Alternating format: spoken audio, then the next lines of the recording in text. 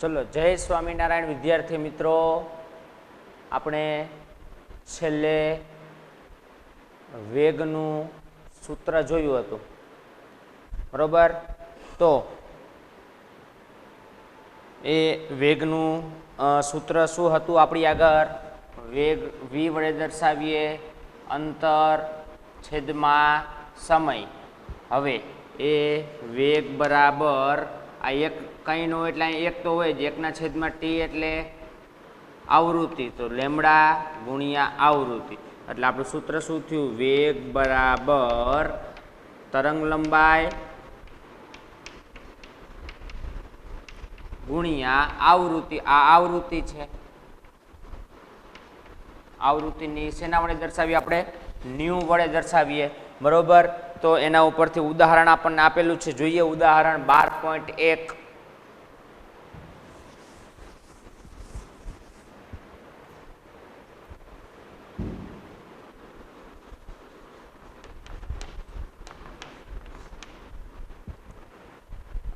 હવે એની રકમ સમજો મિત્રો, કે કોઈ ધ્વનિ તરંગની આવૃત્તિ 2 કિલોહર્ટ્ઝ આવૃત્તિ આપેલી છે. 2 કિલોહર્ટ્ઝ આવૃત્તિને આપણે શેના વડે દર્શાવીએ છીએ? ન્યૂ વડે. તો આવૃત્તિ ન્યૂ વડે દર્શાવીએ, અને એ કેટલી આપેલી છે? 2 કિલોહર્ટ્ઝ. આપણે આ કિલો આપેલી છે, કિલો એટલે કિલો એટલે કેટલા થાય? 1000. તો આને 1000 વડે ગુણી નાખો એટલે ખાલી હર્ટ્ઝમાં થઈ જાય. 2 ગુણ્યા 1000 હર્ટ્ઝ એટલે કેટલા થઈ ગયા? 2 ગુણ્યા 1000 એટલે 2000 હર્ટ્ઝ. આપણે કિલોનો એકમ જે છે એ કાઢી નાખો, અહીંયા કિલો એટલે 1000, એ કાઢી નાખ્યા એટલે 2000 હર્ટ્ઝ. એટલી આવૃત્તિ આપણને આપેલી છે. તથા તરંગ લંબાઈ 35 સેન્ટીમીટર. તરંગ લંબાઈ પણ આપેલી છે 35 સેન્ટીમીટર. તરંગ લંબાઈને આપણે શેના વડે દર્શાવીએ છીએ મિત્રો? તરંગ લંબાઈ ને આપણે ગ્રીક અક્ષર લેમડા વડે દર્શાવીએ છીએ, જે આપણને આપેલી છે 35 સેન્ટીમીટર, બરોબર? હવે આ સેન્ટીમીટરમાં આપેલું છે, આ હર્ટ્ઝમાં આપેલું છે, આને આપણે મીટરમાં ફેરવવા પડશે. તો 35 સેન્ટીમીટરને મીટરમાં ફેરવો તો સેન્ટીમીટરમાંથી આપણે મીટરમાં જવું છે. તો 100 વડે ગુણવાના કે ભાગવાના? તો કે 100 વડે ભાગવાના. તો 35 ને 100 વડે ભાગો તો 0.35. હવે અહીંયા એકમ લખાશે મીટર, આપણે સેન્ટીમીટરમાંથી મીટરમાં ફેરવી દીધા. હવે આગળ જુઓ તો 1.5 કિલોમીટર અંતર કાપવા માટે કેટલો સમય લેશે? જે તરંગ, કોઈ ધ્વનિ તરંગ જે છે એની આવૃત્તિ આપેલી છે, એની તરંગ લંબાઈ આપેલી છે, તો એ 1.5 કિલોમીટર એને અંતર કાપવું છે. તો એ અંતર કાપવા માટે કેટલો સમય લેશે? તો આપણે સમય શોધવાનો છે, ટી આવર્તકાળ શોધવાનો છે. શું શોધવાનું છે? આવર્તકાળ. તો એ આવર્તકાળ આપણે શોધીએ.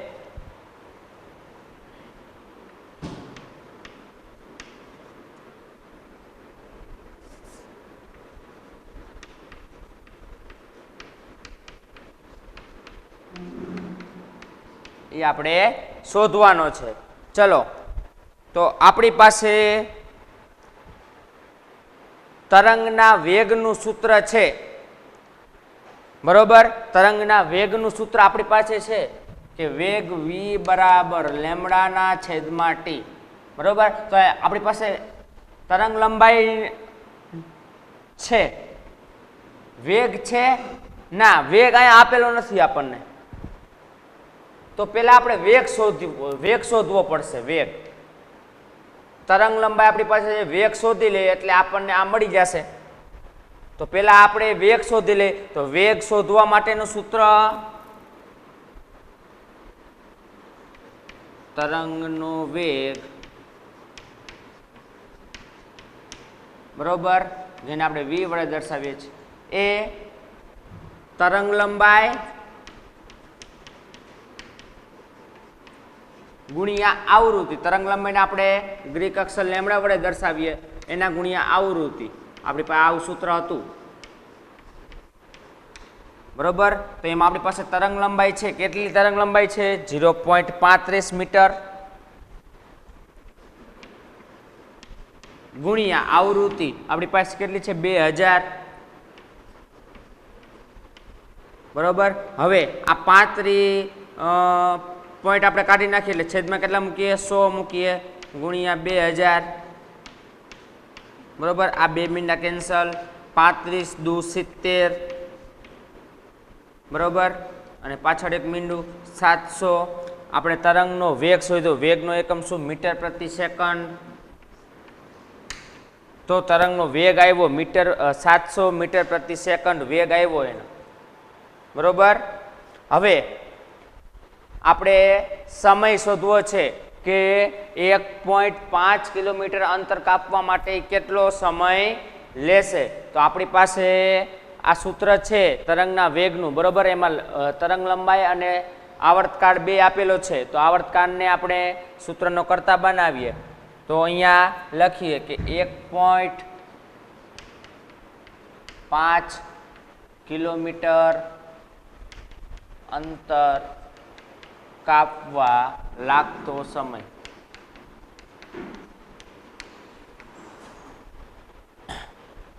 હવે આપણી પાસે સૂત્ર છે v બરાબર લેમડાના છેદમાં ટી. હવે આપણી પાસે વેગ છે, આપણી પાસે વેગ આવી ગયો, તરંગ લંબાઈ છે અને સમય શોધવાનો છે. તો આને સૂત્રનો કરતા બનાવો, આ બેને ક્રોસ ગુણાકાર કરો તો ટી આના ગુણાકારમાં જાય ટી બરોબર. તો આ વેગ જે છે એ નીચે આવતો રહે લેમડાના છેદમાં વેગ બરોબર. હવે તમે જુઓ ટી એમ ના એમ લેમડા તરંગ લંબાઈ કેટલી છે 0.35 અને આપણી પાસે વેગ કેટલો છે 700 બરોબર. તો ટી બરાબર આ 35 ને હું પોઈન્ટ કાઢી નાખું એટલે 35 ના છેદમાં 100 મૂકી દઉં ગુણ્યા છેદમાં 700 તો હતા જ. હા ચલો 35 દુ 70 બરોબર. તો શું આવ્યું ટી બરાબર 1/100 ગુણ્યા 20 એટલે 2000 બરોબર. 1 ને 2000 વડે ભાગો તો કેટલા આવે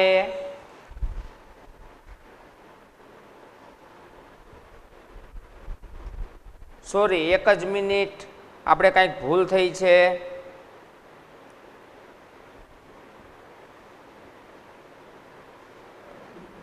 વેગ આપણે વેગ લીધો ને વેગ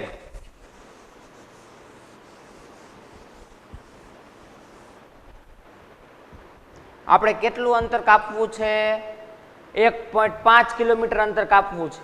તો એટલું અંતર કાપવું છે તો આપણી પાસે સૂત્ર વેગનું છે વેગ બરાબર અંતરના છેદમાં સમય. આપણી પાસે આવું સૂત્ર છે ને. હા આપણી પાસે આવું સૂત્ર છે. તો વેગ આપણી પાસે આપણે શોધી લીધો વેગ. અંતર કેટલું કાપવું છે તો આ અંતર કાપવું છે ને આપણે 1.5 કિલોમીટર 1.5 કિલોમીટર અંતર કાપવું છે આપણે. તો આ અંતર કેટલું 1.5 અને છેદમાં સમય એ આપણે શોધવો છે. તો હવે આપણે કિંમત મૂકીએ બરોબર. અંતરને આપણે ડી વડે દર્શાવીએ વેગ v બરાબર ડી ના છેદમાં ટી. આ અંતર એટલે આપણે આ અંતર આપેલું જ છે એટલે આપણે આ અંતર લેવાનું. તો આપણે હમણાં કહ્યું તેમ ટી બરાબર ડી ના છેદમાં વી. આ ટી આ બાજુ ગુણાકારમાં જાય વી આ બાજુ આવી જાય. હવે ડી અંતર કેટલું કાપવાનું છે 1.5 કિલોમીટર. તો 1.5 છેદમાં વી વેગ કેટલો આવ્યો 700 બરોબર. હવે તમે જો આ 1.5 કાઢવા છે આ કિલોમીટર છે, આ શેમાં છે કિલોમીટરમાં છે. મારે એને શેમાં ફેરવી નાખવું મીટરમાં ફેરવી નાખવું. કિલોમીટરમાંથી મીટરમાં જવું હોય તો કિલોમીટરમાંથી મીટરમાં જવું હોય તો મારે 1000 વડે શું કરવા પડે 1 કિલોમીટર બરાબર 1000 મીટર થાય ને. 1 કિલોમીટર બરાબર 1000 મીટર. તો અહીંયા 1.5 છે તો એને મારે 1000 વડે ગુણવા પડે. 1000 વડે ગુણવું એટલે 1500 થાય. આ પોઈન્ટ નીકળી જાય એટલે 1500 બરોબર છેદમાં 700. હવે આ 2 મીંડા કેન્સલ 2 મીંડા કેન્સલ. 15 ને 7 વડે ભાગો તો કેટલા આવે 15 ને 7 વડે ભાગો 7 દુ ને 14 કેટલા વધ્યા 1 7 એકા 7 પોઈન્ટ મૂકો હવે 3 7 ચોકર 2.14 એટલે આપણે એક આંકડા સુધી જવાબ લઈએ 2.1 તો 2.1 શું શોધ્યું સમય શોધ્યો સમયનો એકમ સેકન્ડ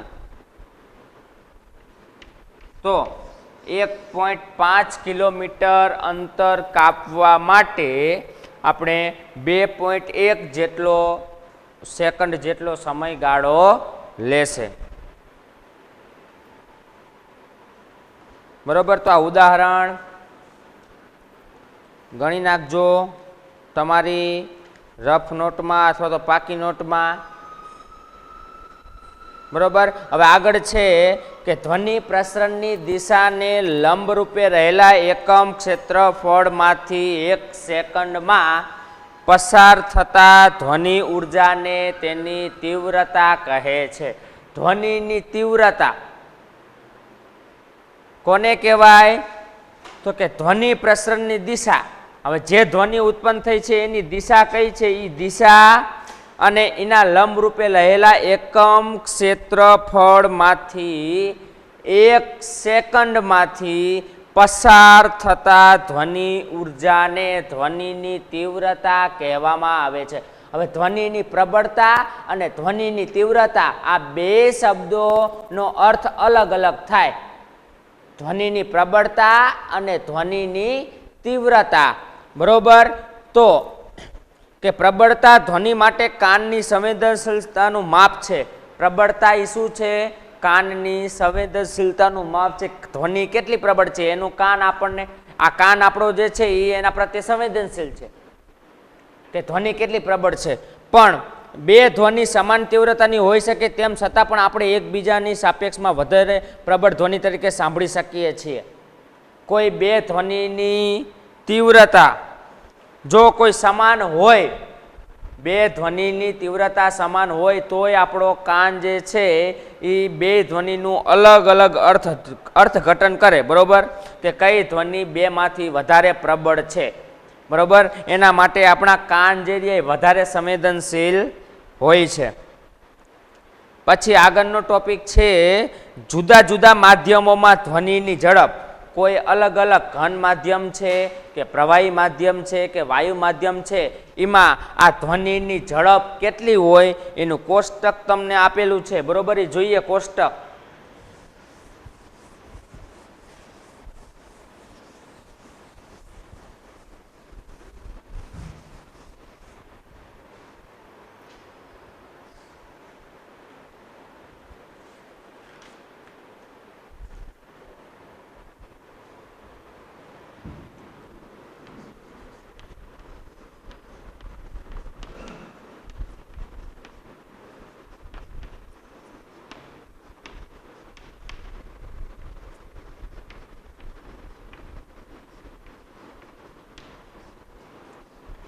જુદા જુદા માધ્યમમાં ધ્વનિની ઝડપ કે અલગ અલગ માધ્યમ હોય તો એમાં ધ્વનિની ઝડપ કેટલી હોય બરોબર એ આપણે જોવું છે તો માધ્યમમાં ધ્વનિ એક ચોક્કસ ઝડપથી ગતિ કરે છે કે ચોમાસામાં વાદળોની ગર્જનાનો અવાજ વીજળીના ઝબકારા કરતાં થોડો મોડો સંભળાય વીજળી પહેલાં થઈ જાય અને એ વાદળ ગરજવાનો અવાજ આપણને પછીથી સંભળાય કેમ એવું થાય છે કે વીજળી પહેલાં થઈ જાય અને વાદળોનો અવાજ પછી આવે કેમ તો કે એ જે ધ્વનિ ઉત્પન્ન થઈને માધ્યમમાં પ્રસરતા વાર લાગે છે એટલા માટે એ જે વાદળ ગરજવાની જે ધ્વનિ ઉત્પન્ન થઈ છે બરોબર એ માધ્યમમાં પ્રસરતા શું થાય વાર લાગે અને ઓલો વીજળીનો ઝબકારો પહેલાં થઈ જાય અને ઓલો ધ્વનિ જે છે માધ્યમમાં પ્રસરતા વાર લાગે એટલે આપણને વીજળી પહેલાં દેખાઈ જાય ને પછી એનો અવાજ સંભળાય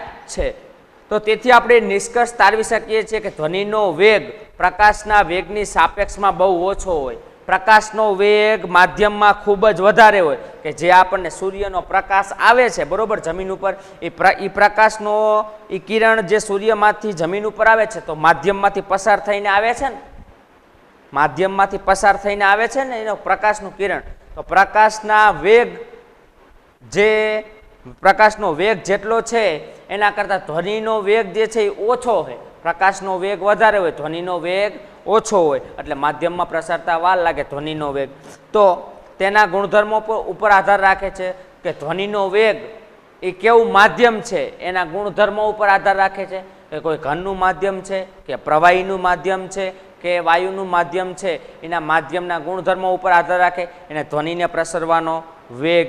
બરોબર, તમે આ હકીકત આગળના ધોરણોમાં શીખશો કે કોઈ માધ્યમમાં ધ્વનિનો વેગ માધ્યમના તાપમાન પર આધાર રાખે છે, કે માધ્યમનું તાપમાન ઉપર ધ્વનિનો વેગ આધાર રાખે કે એ માધ્યમનું તાપમાન કેવું છે.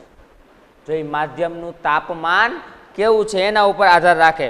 જો ધ્વનિની ઝડપ ઘનથી વાયુ અવસ્થા તરફ જતા ઘટતી જાય છે.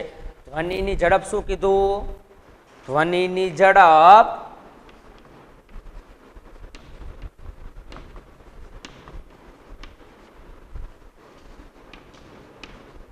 ઘનથી વાયુ અવસ્થા તરફ જતા, ઘનથી વાયુ અવસ્થા તરફ જતા ઘટતી જાય છે. એની ઝડપ ઘન માધ્યમમાંથી વાયુ માધ્યમ તરફ તમે આગળ વધો, એની ધ્વનિની ઝડપ આગળ વધે એટલે એની જે ઝડપ જે છે એ ઘનથી વાયુ અવસ્થા તરફ જતા ઘટતી જાય છે. આ યાદ રાખજો કે માધ્યમમાં ધ્વનિની ઝડપ ઘન માધ્યમ છે, ઘન માધ્યમથી વાયુ માધ્યમ તરફ જતા ધ્વનિની ઝડપ ઘટતી જાય છે. બરોબર, ઉદાહરણ તરીકે તમને આપેલું છે. અને કોઈ માધ્યમમાં તાપમાન વધારતા ધ્વનિની ઝડપ વધે છે. કોઈ માધ્યમમાં જો તાપમાન વધે તો એની ધ્વનિની ઝડપ વધે છે. કોઈ માધ્યમમાં તાપમાનની ઝડપ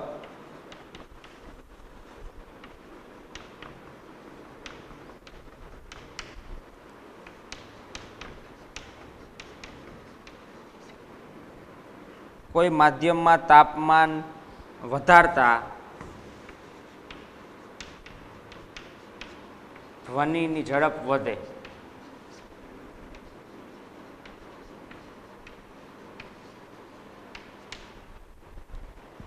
ઉદાહરણ તરીકે આપણે કે ધ્વનિની હવામાં ઝડપ આપેલી છે 331 મીટર પ્રતિ સેકન્ડ સ્ક્વેર જેટલી 0 સેલ્સિયસ તાપમાને હોય છે. ધ્વનિની ઝડપ હવામાં કેટલી હોય? ધ્વનિની ઝડપ હવામાં 331 મીટર પ્રતિ સેકન્ડ. જો ધ્વનિની ઝડપ આપેલી છે હવામાં, ધ્વનિની ઝડપ હવામાં કેટલી હોય? 331 મીટર પ્રતિ સેકન્ડ. એક સેકન્ડમાં 331 મીટર અંતર કાપી લે ધ્વનિની ઝડપ હવા માધ્યમમાં, હવાના માધ્યમમાં. ત્યારે હવાના માધ્યમમાં તાપમાન કેટલું હોવું જોઈએ? 0 સેલ્સિયસ. કેટલું? 0 સેલ્સિયસ તાપમાન હોય ત્યારે આપણે કીધું ને તાપમાન ઉપર આધાર રાખે કે હવામાં જો 0 સેલ્સિયસ તાપમાન હોય ત્યારે એની ઝડપ 331 મીટર પ્રતિ સેકન્ડ હોય. બરોબર, અને જ્યારે 22 સેલ્સિયસ તાપમાન હોય ત્યારે 344 મીટર પ્રતિ સેકન્ડ હોય. જો 0 સેલ્સિયસ તાપમાને હોય ત્યારે એની ઝડપ આટલી, પણ 22 સેલ્સિયસ તાપમાન હોય ત્યારે એની ઝડપ કેટલી? 344 મીટર પ્રતિ સેકન્ડ. તો આપણે હમણાં એમ કીધું જો કે કોઈ માધ્યમમાં તાપમાન વધારો તો ધ્વનિ ઝડપ વધે. જો તાપમાન વધ્યું 0 સેલ્સિયસથી 22 સેલ્સિયસ કર્યું તો એની ઝડપ વધી 331 થી 344 થઈ. સમજાય છે? માધ્યમમાં એના તાપમાન ઉપર આધાર રાખે કે ધ્વનિની ઝડપ હવામાં 331 મીટર પ્રતિ સેકન્ડ હોય, પણ ક્યારે? 0 સેલ્સિયસ તાપમાન હોય ત્યારે. હવે તાપમાન 22 સેલ્સિયસ હોય ત્યારે એની હવામાં ઝડપ 344 થાય. આપણે કીધું કે કોઈ માધ્યમમાં તાપમાન વધારતા ધ્વનિની ઝડપ વધે. આ 0 સેલ્સિયસ તાપમાન વધ્યું 22 સેલ્સિયસ થયું તો એની ઝડપ પણ વધી. 331 હતી 0 સેલ્સિયસે તો 22 સેલ્સિયસ 344 મીટર પ્રતિ સેકન્ડ થઈ. તો જુઓ છો કે નીચેના કોષ્ટકમાં 2.1માં જુદા જુદા માધ્યમોમાં એક નિશ્ચિત તાપમાને ધ્વનિની ઝડપ દર્શાવેલ છે, જે તમારે યાદ રાખવાની જરૂર નથી. ખાલી તમને જાણકારી માટે આપેલું છે કે અલગ અલગ માધ્યમમાં બરોબર ધ્વનિનો વેગ કેટલો હોય અને એ ધ્વનિનો વેગ કયા તાપમાને તો કે 25°C તાપમાને. તમે કોષ્ટક જુઓ છો કે જુદા જુદા માધ્યમોમાં 25° પર ધ્વનિનો વેગ કે તાપમાન કેટલું 25°C, તાપમાન 25°C હોય ત્યારે અલગ અલગ માધ્યમમાં ધ્વનિની ઝડપ કેટલી હોય તો એ આપેલી છે. હવે ઘન માધ્યમ હોય તો એમાં ઘન માધ્યમમાં એલ્યુમિનિયમ પદાર્થ હોય એલ્યુમિનિયમ તો એમાં એની ઝડપ કેટલી આપેલી છે 6420. ધ્વનિની ઝડપ એમાં ધ્વનિનો વેગ કેટલો હોય છે 6420. પછી નિકલ ધાતુમાં 6040, પછી સ્ટીલમાં 5960, પછી લોખંડમાં 5950, પછી પિત્તળમાં 4700, પછી કાચ ફ્લિન્ટ કાચમાં 3980. આ બધા 25°C તાપમાને એની ધ્વનિની ઝડપ તમને અલગ અલગ માધ્યમમાં. હવે કોઈ પ્રવાહી માધ્યમ હોય પાણી સમુદ્રનું પાણી હોય તો એમાં 1531 હોય એની ઝડપ. પછી પાણી શુદ્ધ પાણી હોય તો એમાં 1498. પછી ઇથેનોલ પ્રવાહી હોય તો 1207 એટલે 1207. પછી મિથેનોલ હોય તો 1103. પછી એ વાયુ પ્રવાહી માધ્યમમાં હતી. હવે વાયુ માધ્યમમાં જુઓ હાઇડ્રોજન હોય તો હાઇડ્રોજનમાં 1284 1284. પછી હિલિયમમાં 965. પછી હવા તો કે 346, ઓક્સિજન 316, પછી સલ્ફર ડાયોક્સાઇડ તો 213 મીટર પ્રતિ સેકન્ડ. આ એની ઝડપ દર્શાવે છે કે અલગ અલગ માધ્યમમાં ધ્વનિની ઝડપ કેવી હોય અને કયા તાપમાને તો કે 25°C તાપમાન માટે તમને ધ્વનિની ઝડપ આપેલી છે. બરોબર. હવે ધ્વનિનું પરાવર્તન જો આગળ તમને ધ્વનિ બૂમ વિશે કોષ્ટકમાં આપેલું છે. ધ્વનિ બૂમ એ શું છે જો કે જ્યારે કોઈ પદાર્થ ધ્વનિની ઝડપ કરતાં વધારે ઝડપથી ગતિ કરે છે ત્યારે તેને સુપરસોનિક ઝડપથી ગતિ કરતો કહે છે. કે ક્યારે કોઈ પદાર્થ હોય એ ધ્વનિની ઝડપ કરતાં વધારે ગતિ કરે, વધારે ઝડપથી ગતિ કરે. બરોબર. જ્યારે કોઈ પદાર્થ ધ્વનિની ઝડપ કરતાં વધારે ગતિ કરે ત્યારે તેને સુપરસોનિક ઝડપથી ગતિ કરતો કહે છે. ગોળીઓ જેટ વિમાન વગેરે મોટે ભાગે સુપરસોનિક ઝડપથી ગતિ કરે છે. તમે બંદૂકની ગોળી જુઓ કેટલા વેગથી જાતી હોય. સુપરસોનિક વિમાન છે એ ઝડપથી ગતિ કરતું હોય ને.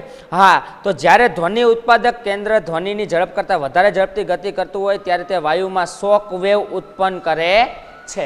કે કોઈ પદાર્થ જે છે એ ધ્વનિના વેગ કરતાં વધારે ઝડપથી ગતિ કરે ને ત્યારે તે શોક વેવ ઉત્પન્ન કરે છે. કેવા વેવ? શોક વેવ ઉત્પન્ન કરે છે. અને આ શોક વેવમાં ખૂબ જ વધારે ઉર્જા હોય છે અને આ પ્રકારના શોક વેવથી વાયુના દબાણમાં થતા ફેરફારને એ ખૂબ જ તીક્ષ્ણ અને પ્રબળ ધ્વનિ ઉત્પન્ન થાય છે જેને ધ્વનિ બૂમ કહેવામાં આવે છે. આ શોક વેવના કારણે પ્રબળ અને ખૂબ જ તીક્ષ્ણ અને પ્રબળ ધ્વનિ ઉત્પન્ન થાય છે. શેના લીધે તો કે આ શોક વેવના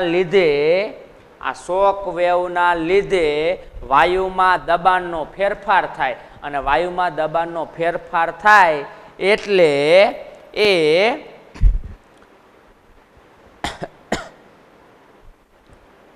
ખૂબ જ તીક્ષ્ણ અને પ્રબળ ધ્વનિ ઉત્પન્ન થાય કે જેને ધ્વનિ બૂમ કહેવામાં આવે છે. ધ્વનિ બૂમ કહેવામાં આવે છે.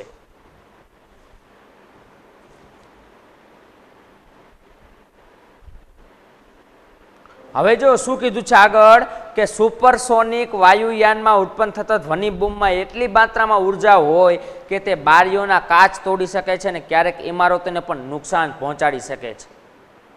જો આ શોક વેવથી વાયુના દબાણમાં ફેરફાર થાય, વાયુના દબાણમાં ફેરફાર થાય એટલે તીક્ષ્ણ અને પ્રબળ ધ્વનિ ઉત્પન્ન થાય. એ પ્રબળ ધ્વનિને ધ્વનિ બૂમ કહેવામાં આવે છે.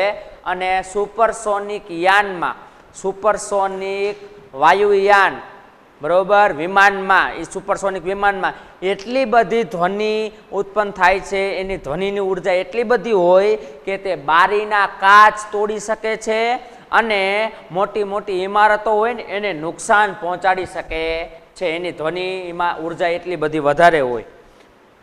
પછી આવે ધ્વનિનું પરાવર્તન. ધ્વનિનું પરાવર્તન.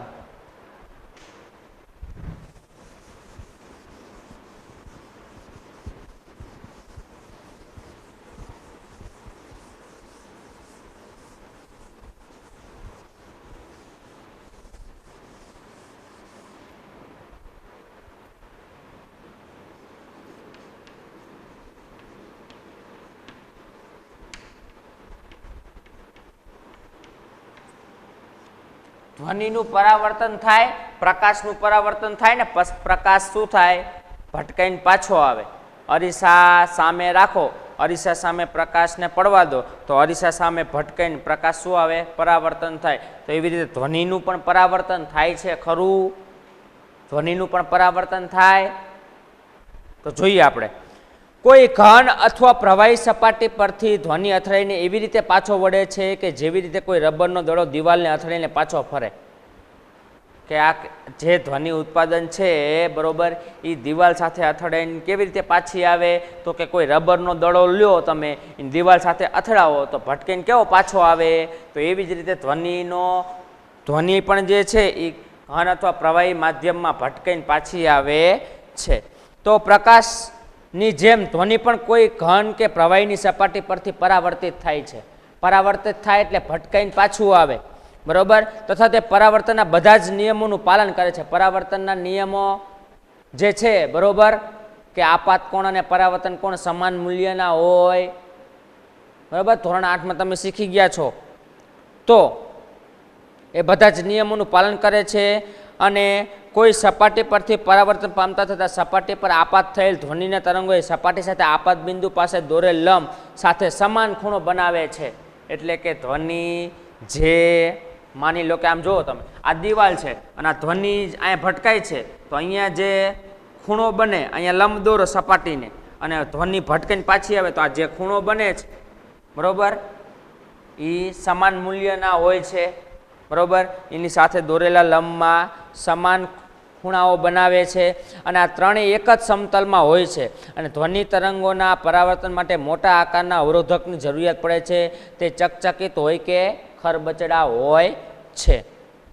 હવે આગળ પ્રવૃત્તિ 12.5 આપેલી છે કે બે સમાન પાઇપ લેવાના. તમને આકૃતિમાં પાછળ બતાવેલું છે, જુઓ,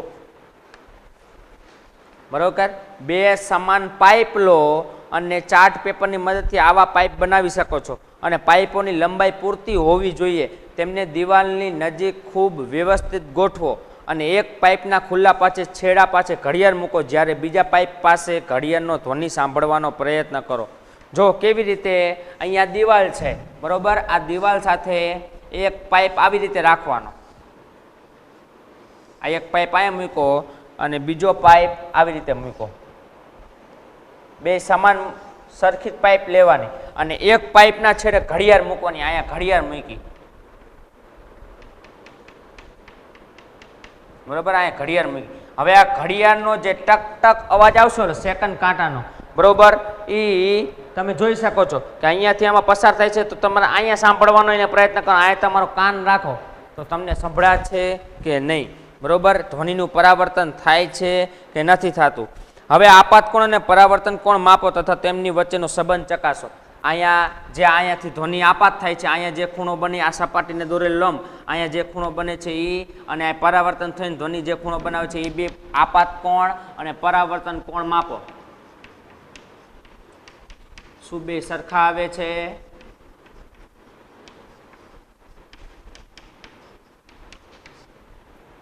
બરોબર. અને જમણી બાજુની પાઇપને ઉધ્વ દિશામાં થોડે ઊંચે સુધી લઈ જાઓ અને જુઓ શું થાય છે. જમણી બાજુની જે પાઇપ છે એને ઉધ્વ દિશામાં એટલે ઉપરની દિશામાં, સહેજ ઉપરની દિશામાં લઈ જાઓ, શું થાય છે, તમને અવાજ સંભળાય છે કે નહીં? બરોબર. તો અહીંયા સુધી આપણે મિત્રો રાખીએ. આગળનો ટોપિક છે પડઘો, એ આપણે કાલે લેશું. અસ્તુ. જય સ્વામિનારાયણ.